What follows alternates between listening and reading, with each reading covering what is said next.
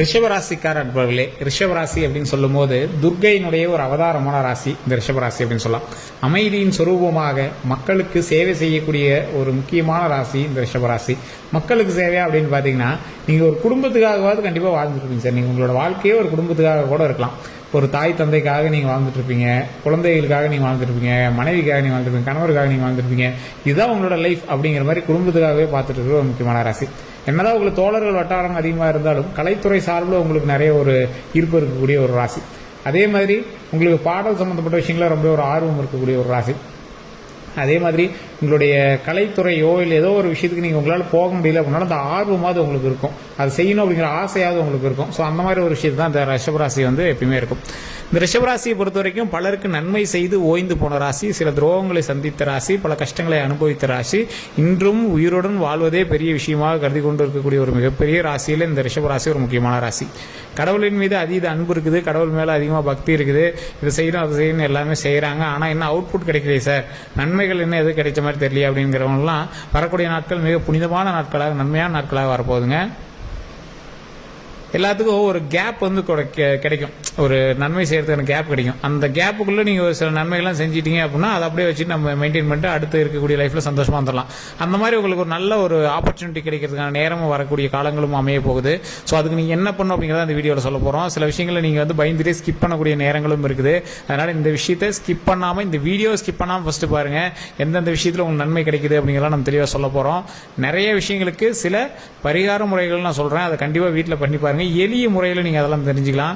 So அதே மாதிரி முக்கியமாக இது நான் ஓவராலாக ரிஷபராசிக்கு சொல்கிறேன். ரிஷபராசியில் இந்தியாவில் 10 கோடி பேருக்கு மேலே இருப்பான். எல்லாருக்கும் இது செட் ஆகுமா அப்படின்னா 90% மேலே செட் ஆகும். மீதி இருக்கிற 10% ஏன் செட் ஆகாது அப்படின்னு கேட்டிங்கன்னா, அதுக்கு தான் தனிப்படையான ஜாதகம், தனி நட்சத்திரம் இருக்குது, தசாபுத்தி இருக்குது, லக்கினங்கள் இருக்குது, தனிப்படையான ஜாதகம். பக்கத்தில் இருக்கக்கூடிய உங்களோட லொக்கேஷனை பொறுத்து மாறும், பக்கத்தில் இருக்கக்கூடிய ஜாதகங்களை பொறுத்து உங்களுடைய விஷயங்கள் எல்லாமே சரி பண்ணி சொல்லுவாங்க.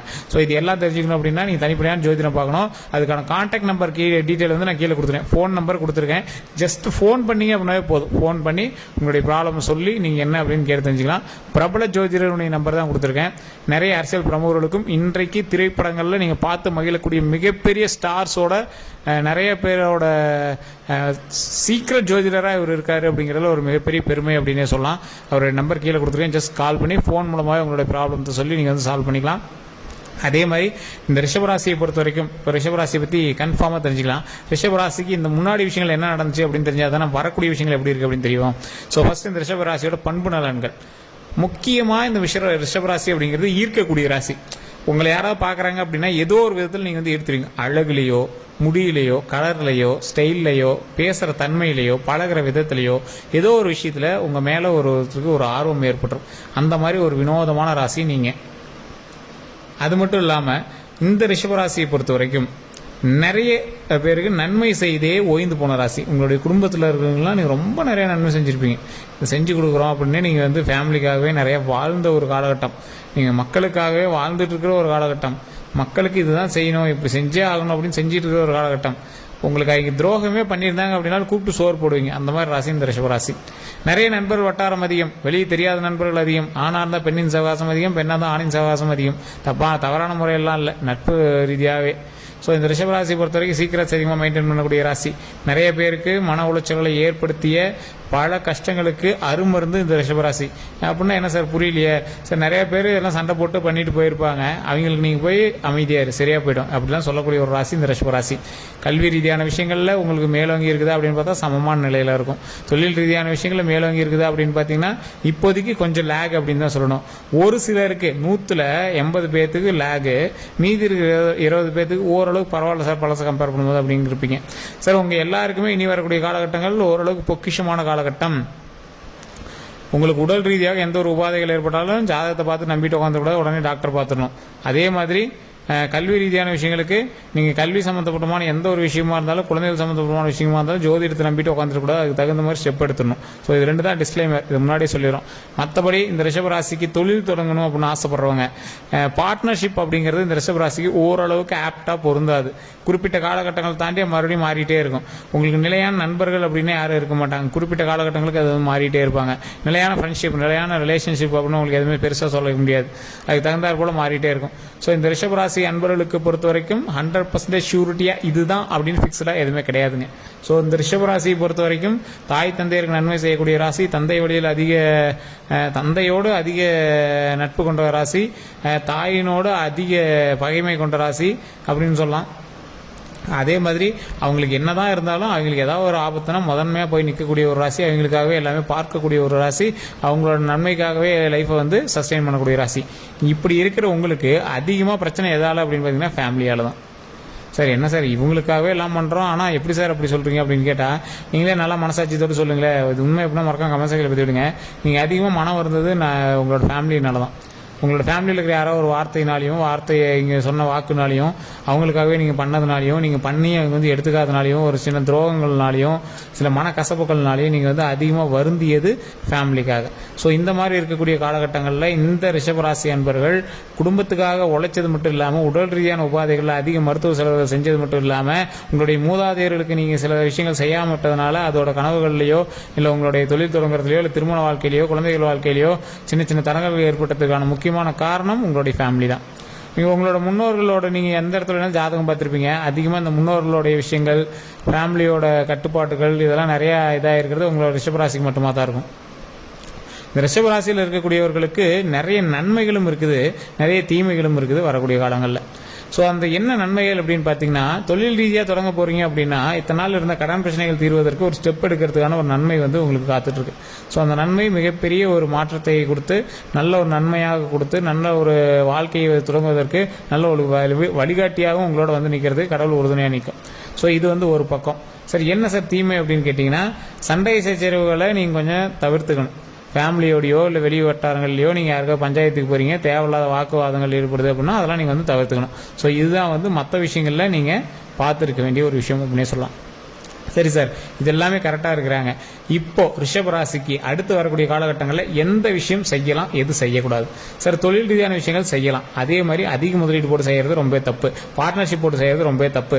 நகை சம்மந்தப்பட்ட விஷயங்கள் அதே மாதிரி லேண்ட் சம்மந்தப்பட்ட விஷயங்கள்லாம் வாங்குறீங்க அப்படின்னா அதில் ரொம்ப ரொம்ப கவனம் தேவை. இன்னைக்கு காலகட்டத்தில் உங்களுக்கு ஓரளவுக்கு பரவாயில்லையா இருக்கும். இனி வரக்கூடிய ஒரு 2-3 வருடங்கள் கழிச்சு அந்த லேண்டின் மூலமாகவோ இல்லை பார்ட்னர்ஷிப் சேர்ந்ததுனாலேயோ மிகப்பெரிய கலவரங்கள் ஏற்படுறதுக்கான வாய்ப்புகள் இருக்குது. ஸோ அந்த மாதிரி விஷயங்கள் ரொம்ப கவனமாக இருக்கணும். திருமணத்துக்காக ஸ்டெப் எடுத்துட்டீங்கன்னா கண்டிப்பாக அமையறதுக்கான நேரம், குழந்தைகளுக்காக பார்த்துட்டீங்க அப்படின்னா குழந்தைகள் பிறப்பதற்கான அருமையான ஒரு நேரம், லேண்டு நகை இந்த மாதிரி இந்த விஷயங்கள் வாங்குறதுக்கான நேரம். சார் நகையெல்லாம் இன்னைக்கு என்ன விற்கிற ரேட்லயா சார் இருக்கு, எப்படி சார் வாங்குறது? சார் அமையணும் அப்படின்னு இருந்தா ஆட்டோமேட்டிக்காக அமைஞ்சிரும். விலை அதிகமாக இருக்கும்போது தான் நீங்கள் போய் நகையை எடுப்பீங்க.